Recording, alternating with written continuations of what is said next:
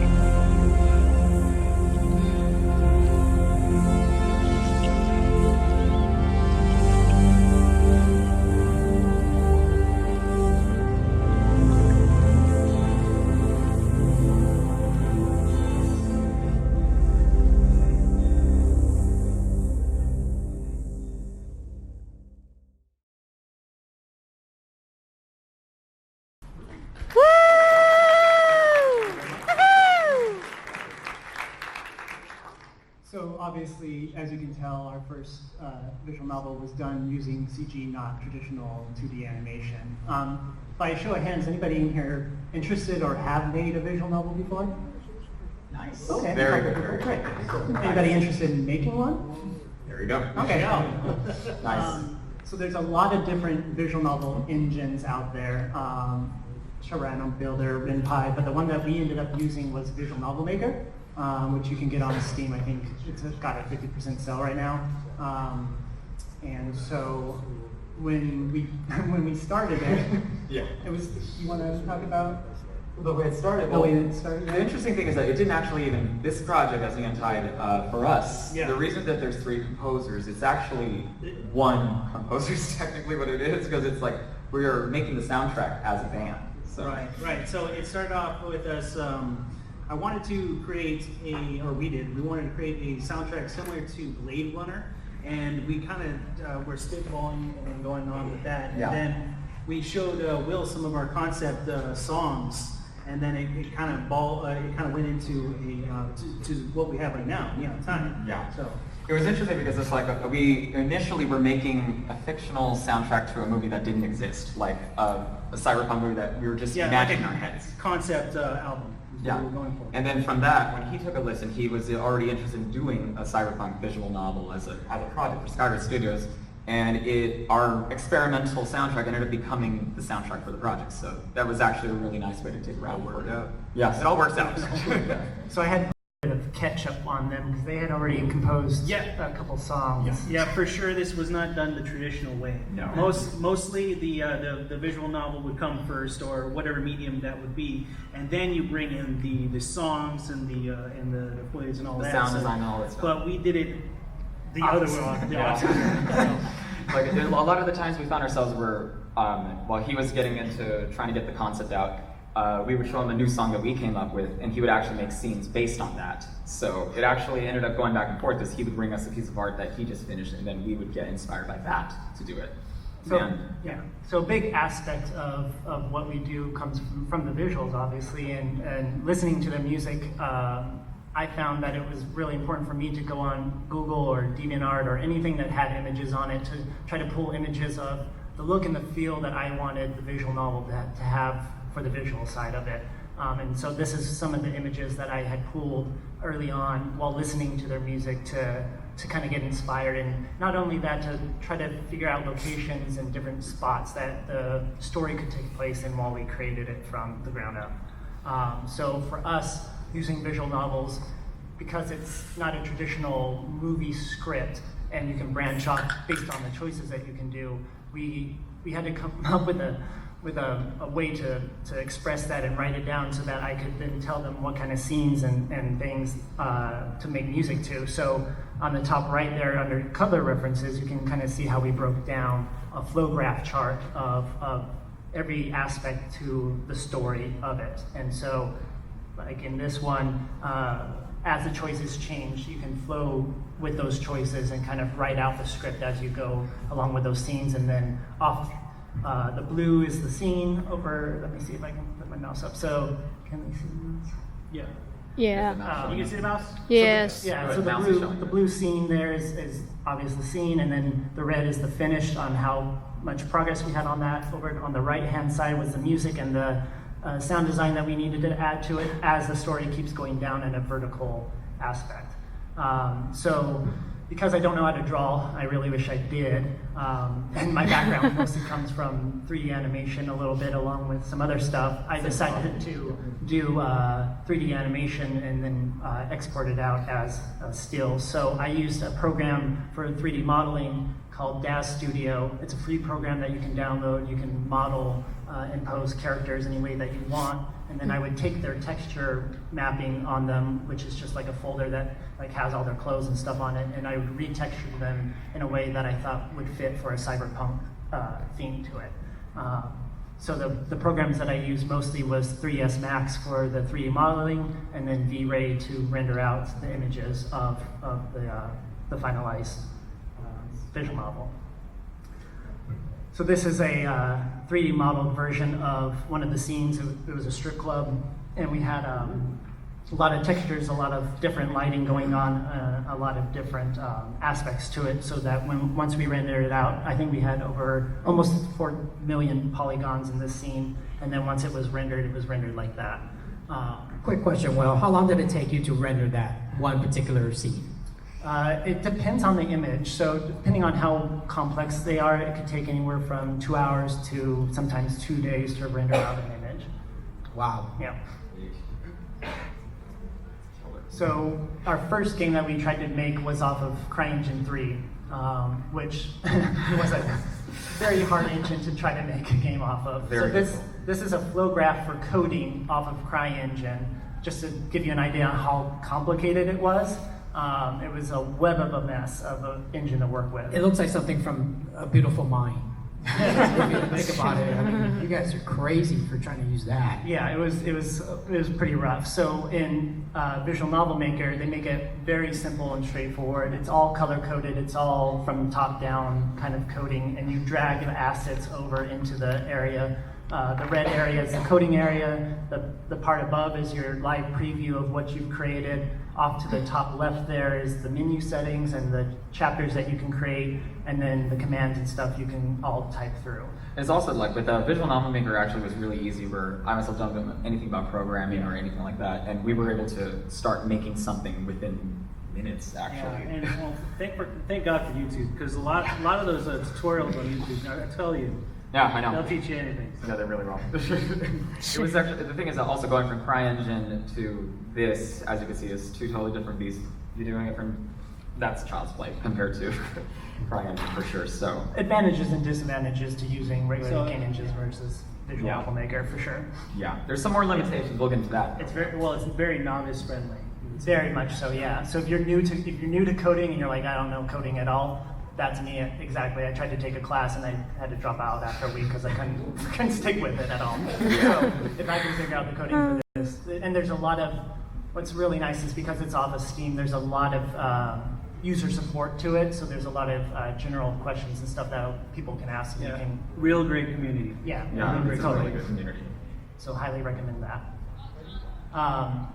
So this is how a normal visual novel, if you're not aware, is broken down. So it's broken down from the background, and there's a foreground element for the characters, a text box along with the menus there, and then some kind of dialogue to go along with it. That's just a normal traditional one. And then ours. So ours, we did a little bit differently because our lighting needed to match in scene. So our characters and our backgrounds are all meshed into one image. It's not a separate image. But then we threw in the bottom left a smaller version of the character along with a text box, which is a speech bubble, and then the name of the character, and then down below are other menu settings and stuff. Just to get away from the blocky bottom text of taking up so much of the image, we wanted to make it easy to read and see as much of the image as you could. Yeah, I mean, visual novels by definition are about the visuals, so we wanted to give that most Really, attention to the really visuals, bring yeah. that out in it. Yeah. Exactly. So these are all the different locations that I had to model for the visual novel. And in doing so, I had to look at all of them and make sure they all felt to me like a cyberpunk world, which I think was the most important thing. So it was really important for me to go through first off and model all the different locations and then go back and start rendering out the images for the actual visual novel and then going through and doing the camera and lighting for it. So Oh boy. this is a whole nother beast, but with movies and even some games, you can merge your sound design along with your music. The One of- perfect timing is what you get with Yeah. movies. Yeah, every aspect in a movie is timed out perfectly to when it needs to happen. Not so much with a visual novel because you don't know when that character or that player is going to click and change what's going to happen or when that sound effect is going to arise. So we had to come up with a system to try to figure out the best way Yeah. to combat that. Yeah, the big thing that we noticed is that initially I overestimated what Visual Novel Maker was going to be capable of doing. The thing is that, unlike with the film where you can time everything out to the T, you can do that with the animation segment, you can do that, but if you're going to just be, most of the time you're not going to have that, right?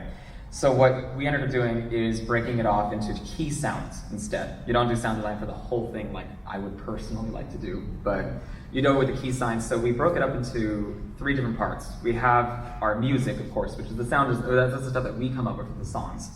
The other thing is ambient tracks are like stuff that you hear, background noise, whether it be some kind of wind, whether you're inside of a laboratory that all the machinery and lights and stuff like that are in there, all of it as a single track. And then we have what I call the impressionistic sound effects.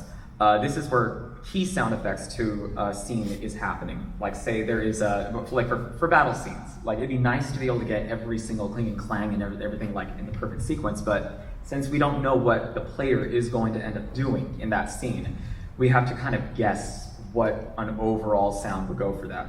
We also decided very early on was that we wanted to do the sound design a little differently. We didn't go and just take sound from a sound effects library. Like we did use the General 6000, which is an ancient library that I don't recommend to anyone anymore because it's really crap. But like the thing is that we ended up doing more of the sound design in the instruments that I use for our music actually. So with that put and said, we were able to actually get everything we wanted to do in the format that we were hoping for. Actually. We were mostly looking at, from start to finish, always having some kind of audio play at some point, because there's a lot of visual novels out there where there's a sound effect or like a little bit of voice acting or a little bit, but then there's a lot of dead silence. Lots of silence. We didn't want that. We didn't want that. That was one of our goals not to have. Luis, quick yes. question. Oh, yeah. For your ambient track production, do you guys actually go out and physically record the background noises? Like, for we do example, record. Oh yeah, like we do a record. We bird do or record. anything Like we like getting like some of the metal sounds and stuff like that. We were just bending sheets of metal to get that kind of sound coming along. Also, we decided very early on to make sure that each character had a specific sound to it. Like we'll even get to that a little bit later. For example, with the main character Beta, since he's kind of sort of like a holographic character, not a true holographic character, but kind of sort of like that. We actually have, like, anything he interacts with has a slightly glitchy sound to it, no matter what he does. For that, we were using special plugins like from Output Portal was what we actually did. Oh, okay. So yeah, we definitely do record our own sounds, and we use the synthesizers for our own stuff. Do you enjoy recording your own sounds or using like sounds from the library? It's preferable to record it, to tell you the truth. You know, it's just like Yeah, I think it's more organic if you record it. yeah. Okay. If you use the sound effects, like the thing is that when I see sound design in movies, that's kind of like where my whole background is from. I kind of tired of hearing the same cat in every single movie, like meow, like every 5 seconds you hear the same sound for every cat in a movie. I'd rather just let's go record my own cats.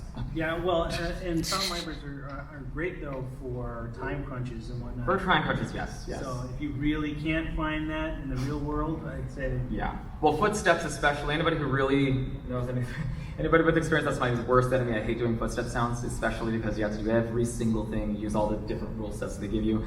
Sound libraries are good for that, so yeah. So one of the interesting things about using Visual Novel Maker is there's no cap on how many gigs your sound library takes up or your music, Yeah. which was really nice because coming from something like CryEngine, we only had 500 megabytes of audio we were allowed to use for the whole game. Yeah. So It's coming insane to see yeah. how much actually it took. I was like, oh my god, I have to do all this soundtrack and do it with only 500 megs. This is nice. This is So, very yeah, nice. Yeah, very, there's very no nice. cap on it. So here's an example of impressionistic sound design that we ended up doing. So it's for the cop car that's flying. We could have just used cop sirens and a regular, engine sound for a cop car, but we ended up using this.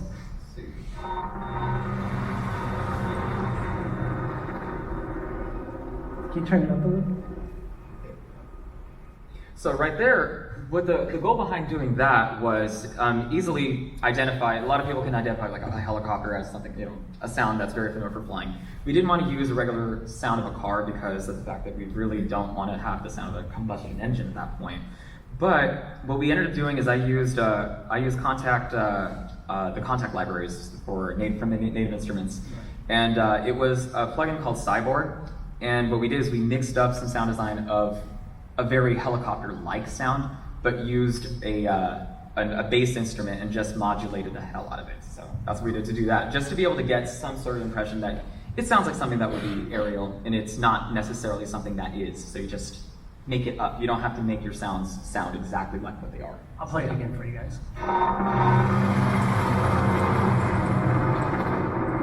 How many sound effects do you think are in that one sound? That one sound had 6. So yeah, that one had 6. We used wind, bass, and then one sound effect that I did use was actually just a low-pitch hum, and I just modulated it to get it to vibrate out like that.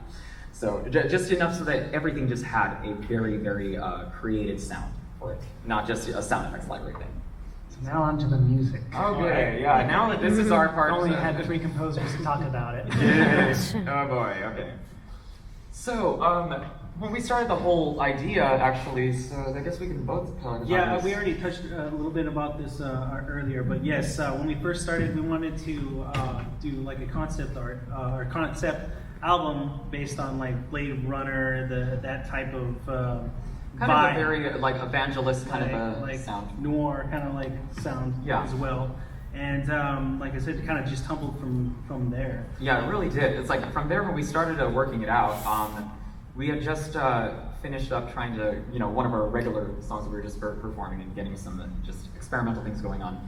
when we started the idea of doing a cyberpunk kind of a neo-noir kind of a sound to it, Yeah. he plays saxophone. So Yeah. it's really good too, by the way. So yeah, you'll hear some of that right now. Like the thing that we were trying to do is we're trying to figure out what we would be making fictionally in our own story while we were making the concept album. But when it became Neon Tide, we started going a slightly different direction. Right here, what you're seeing, yeah. So what you're seeing right here is these are visuals from a few different sources. The top left corner and the bottom right hand corner are from. I'm a really big fan of Wong Kar-wai, so we were watching visuals from 2046, even in the Mood for Love, and animes such as this is technically not an anime, it's Korean animation called Wonderful Days. I guess it's called Sky Blue here in America, but we used these as outliners for the kind of visuals that would inspire the sounds that we're going to Just make. get the creative juices flowing. Yeah. And one side note, because we were kind of off kilter on creating it, sometimes I would have scenes that I already modeled out for him that I would send him before he had songs made to it, and sometimes they had already made songs that then I would then take the concept art and try to make a location out of. Or and sometimes we just get kind of like, well, I want something that feels like this. Yeah. And we kind of roll with it, and then usually we were pretty on point with it. Yeah, Very much on I found the best way with collaborating with composers is to give them some type of written, visual, and if you can, some kind of audio, either from YouTube or wherever you can pull it from, of something that you want it to sound like, and not exactly to mimic, but just as an inspiration for making that song. And it worked out pretty well for the most part. I think it worked out really well. I mean, the thing I think that we all had fun with is that each one of during the whole making of the soundtrack, each of us were able to show what we do in here. Like, for example, like Jason, tell a little about what you did with it. So I am a very dedicated guitar player. And I play a very wide range of guitars, ranging from 6 strings, 7 strings, 8 strings, bass guitars, and acoustics. And where a lot of the guitar work is heard in the soundtrack, what I also wanted to do was really kind of break away from how you would traditionally use a guitar as a musical instrument and instead use it as a tool for sound design. So after shopping through and browsing through tons of plugins, I would come up with little parts during songs where you wouldn't even recognize a guitar from a synth or a synth from a guitar. It would all just sound the same and blend together. Exactly. And what would you say, like with him, he has an array of different talents here. So Well, I mean, I play the saxophone, I am a vocalist, and I play the piano, also a bit of the guitar. But when I'm creating something, usually it just comes from the gut. It's hard to Very much so, explain, but it's like it comes from inside when I'm putting things down, and I just go with it. Actually, this is your track right here that we're about to talk about. Alleyway Blues right here. Is it already? You want to play? Sure. Okay, well, actually, we should talk about where the visuals come from. So. Yeah, so with Alleyway Blues, I wanted to do kind of like a neon, like we said before, neo-noir type track, especially because I could bring in my saxophone work to just kind of color this up, especially on the left side, the right side right here. That's kind of like where I was visualizing when I was doing this track. So this is the actual rendered out scene for the alleyway, and then This is where his song actually plays. here's a small snippet of the song.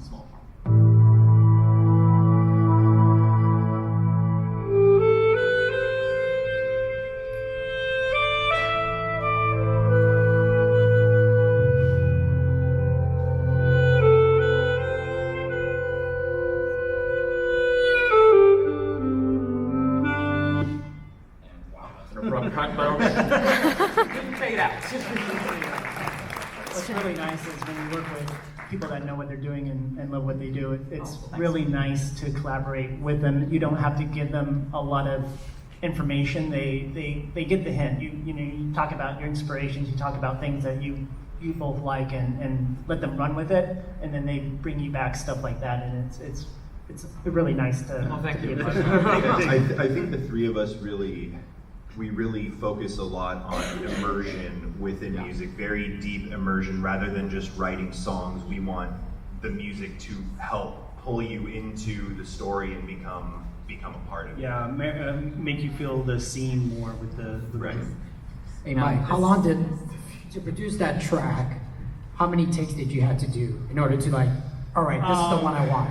Okay, well, usually with these kind of tracks, I will lay down a first kind of rough cut a couple of times, and then I'll go in and do maybe 2 or 3 more after that. But I can usually get it done within a day with that, especially if I have like something in mind already, in place. So.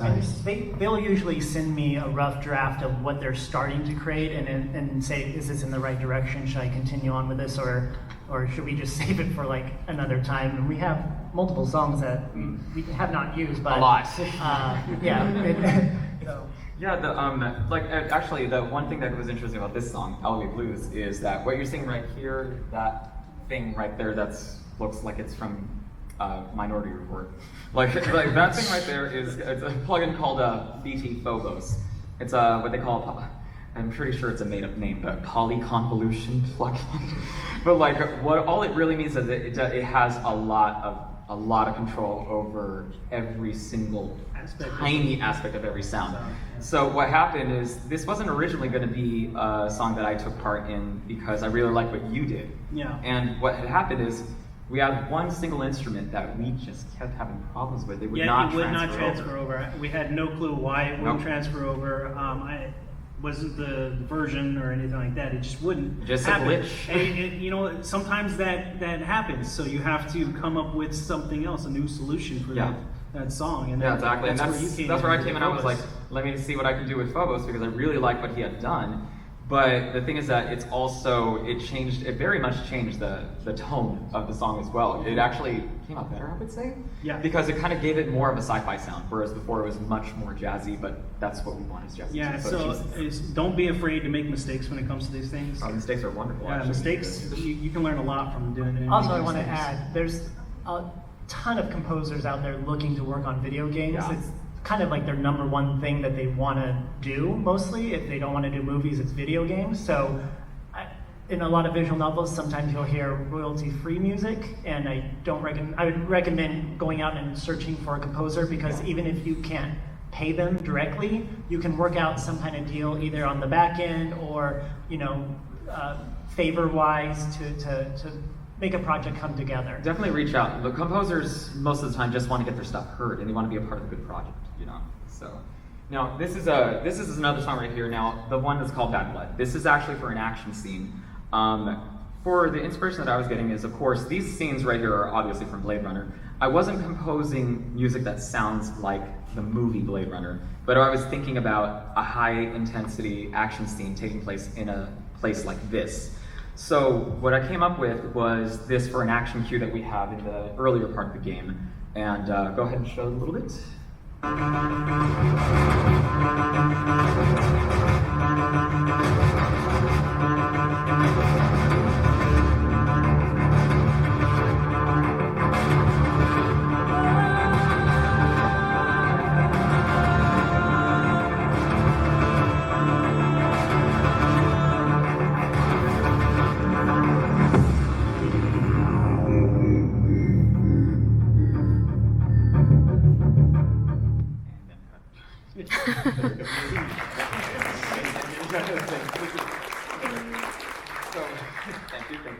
So for this track, since it is one of the first big action scenes that take place, this was one of those situations where, since we don't know what the player is going to do in terms of how long they're going to take, some of them might take a minute or 2 minutes, other ones might take as few as 30 seconds. We needed a song that can be chopped up into smaller and smaller pieces in the case that they want to move on faster.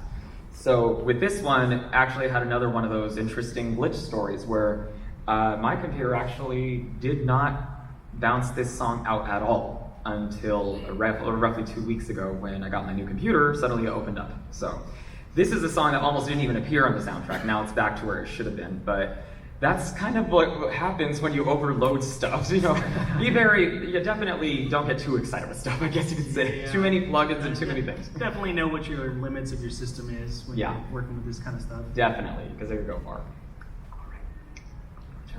All right, so this next song you guys are going to hear is for a place called Subterranea and Subterania is supposed to be a sort of safe haven for those in the world that the story takes place in. So I'm gonna show the clip real quick.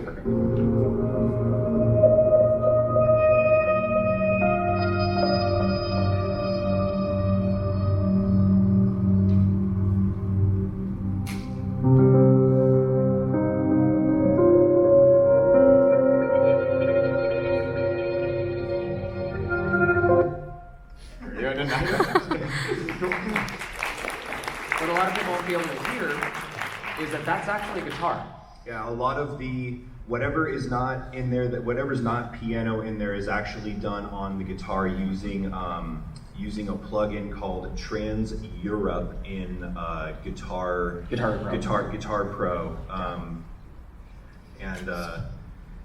That was a tricky one to do. It was originally we had a few different versions of a few different versions for this song.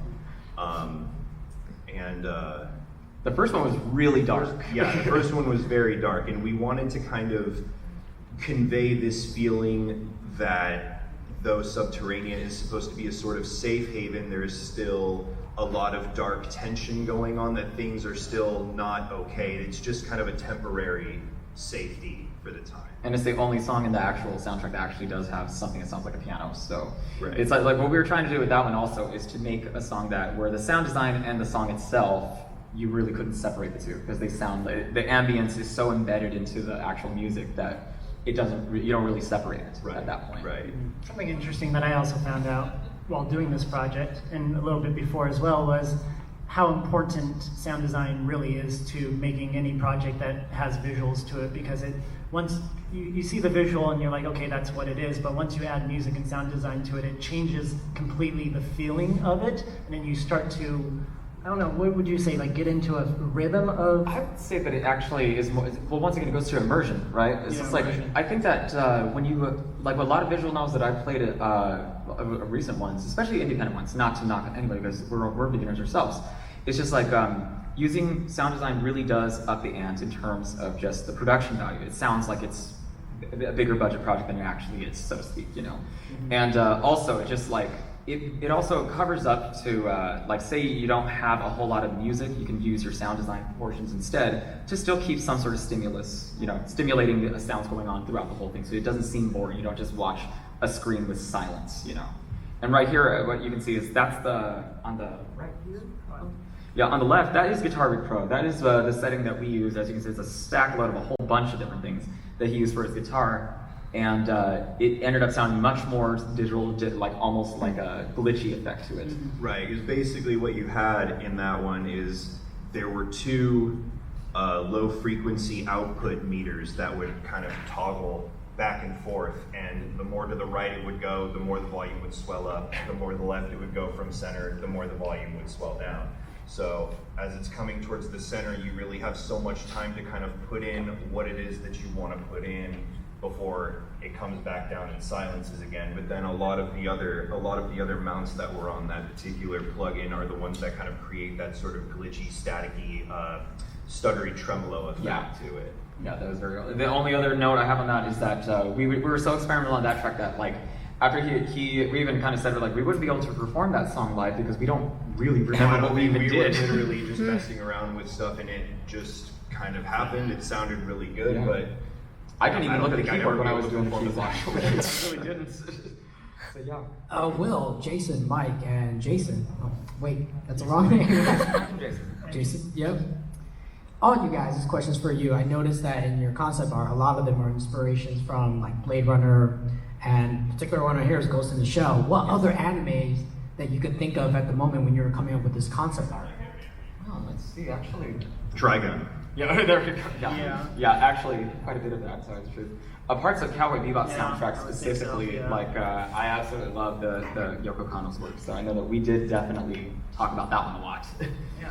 Ironically, I used Ghost in the Shell particularly just on the visuals, not for music. I didn't try making anything that sounded like Ghost in the Shell, but because I just couldn't do it. It is inspiration on the visuals, though, for sure. Okay, so this track right here is called The Revival. Now, this scene was one of the songs where I had a song that was ready for something, but you didn't have a scene for it quite yet at the time. So I wasn't sure what it was going to be used for. But the direction that was given was it's supposed to go from something really, I guess you could say dark, to something that sounds a little bit more on the disturbing action side, because there is a lot of stuff going on in here. So what we came up with right here. Oh, well, there you go. And it's over. It did so. There we go.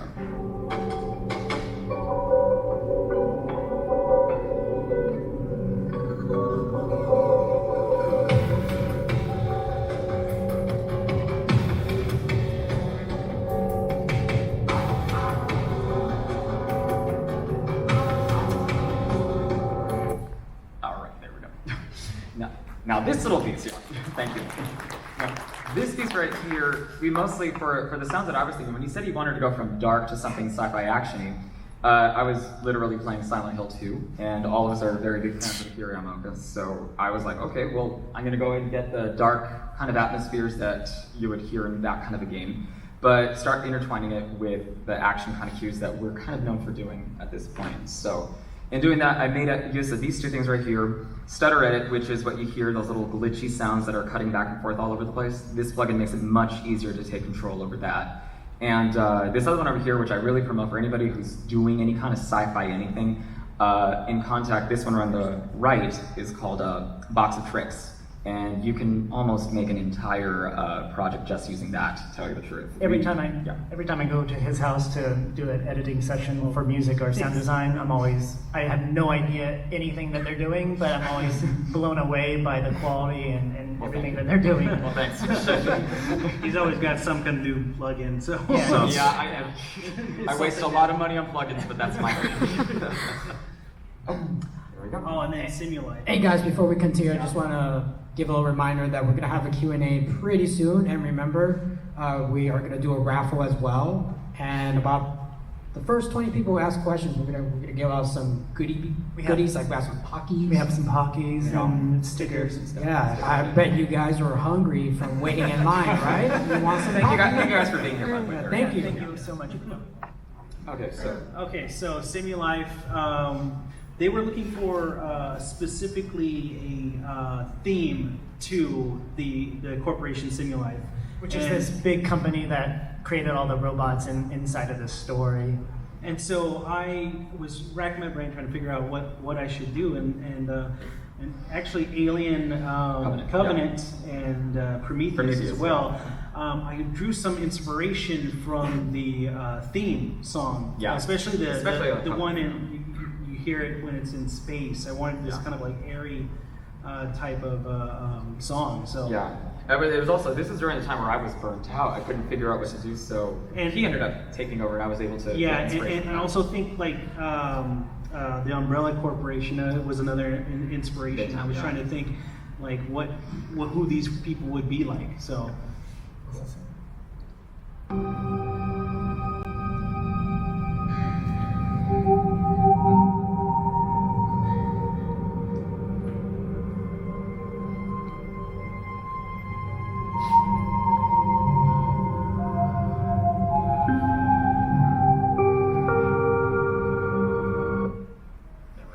God, my goodness. The full songs don't come so abruptly. Yeah. And then Okay, so. Oh boy, yeah. Now, what you're seeing here. Okay, first of all, you want to give your. Okay, so what I generally do when I'm writing a piece, I'll write it on my computer at home, and then because that's another thing. Me and Lewis, we live pretty far apart. Yeah, we do. So actually, we all have three to. of us actually live pretty far from each other. four of us. So Yeah. all of All us. of us actually are really So miles we did a apart. lot of our work on our own, especially me, because I also have a daytime job, so I had to do this all on my free time. So I'd write a piece, such like a Simulife, and then I'd send out my portion of that, and then I'd send it to Lewis to see what he could add to it, and then he does the final mix and mastering of all the pieces. Yeah, that's actually something I should also mention. Is like when it comes to sound design, the mix really will make everything. It really will. Like for this one, he did such a good job with producing the song. Because at the time, like I said, I was burnt at the point. I couldn't figure out what to do. When he brought this song, I only added a very small bit to what you had already finished. Yeah, it's that little. Yeah. That little theme part. The little thing, yeah, that one part is the only thing I really added, yeah. And like right here, what it is, we have these two interesting plugins right here. These are mastering things, right there on the top one. That is called Channel Curve Bender. What it is, it's based on an old late 60s, early 70s modulator board. Right, and what it does, it gives a very heavy, warm tape sound that you would hear, like especially in like 80s movies, especially like Never Ending Story uses it, Blade Runner, the soundtrack, so they even use that for part of the new Blade Runner. But with it, we wanted to give it a very, very old, like retro futuristic kind of a sound. And right here, we have another little special module, which is this thing right here, which has the best name ever. I still can't say Ditronic Cyclosonic Panner. This thing is amazing. It was a module that they used to use in the 80s, and what it does, it gives the impression of something going around in circles around you. So coming from just two stereo channel speakers, it makes it sound like it's going around your head in very a bit specific. of a 3D feel. Yeah, it gives you stereo images, things so that it sounds like it's very far away from each other. Very cool little effect, especially in guitars. It works really well. Also, if you play our demo, it's up on our website. We'll show you later. We recommend wearing headphones just for the audio immersion so that you can hear those types of effects. Yeah, definitely check it out so you can see everything in together. I think in the music part, though, pretty much does that does it for the music part of the whole thing. So yeah, I mean, that's the experience that we had. And like I said, the thing that's interesting, it also kind of helped us out because Jason actually is the newest person in our project right here. Yeah. Initially, it was a duo with Mike and I, and we knew we were going to want to do live shows. And I had worked with him many a time. I worked with Jason many times on my previous project. And the funny thing is that we all worked together on the previous project, but we never actually all met together until this one. Until this project. So it ended up becoming something where now we have a new band member, and then great new talent allows us to be able to just get better stuff than ever now. So that's what we want. We want all you guys to enjoy this. So yeah. Yeah, the internet is a wonderful place to meet people. Yeah, it is. Yeah, it is. Especially for collaborations. I mean, like this. Yeah. If I hadn't have been on, if I hadn't have had my YouTube channel, I wouldn't know. Me and Louis would have never met because I did a piece on there. Saxy Mellow is the title of the song, and it was in one of my YouTubes. And he heard it, and he asked me if he could use it for the previous project. For the previous project, yeah. It was funny because I couldn't figure out what to use, and I remember that I watched him on Reckless Eating and on Decimal Reviews, and from there I heard this track that he had about 20 seconds of it, and I showed it to William, and I was like, "What do you think about this for a theme or something?" Yeah, he really did. He said, "It's hire that guy. I'm not gonna repeat what he said. Thanks, buddy.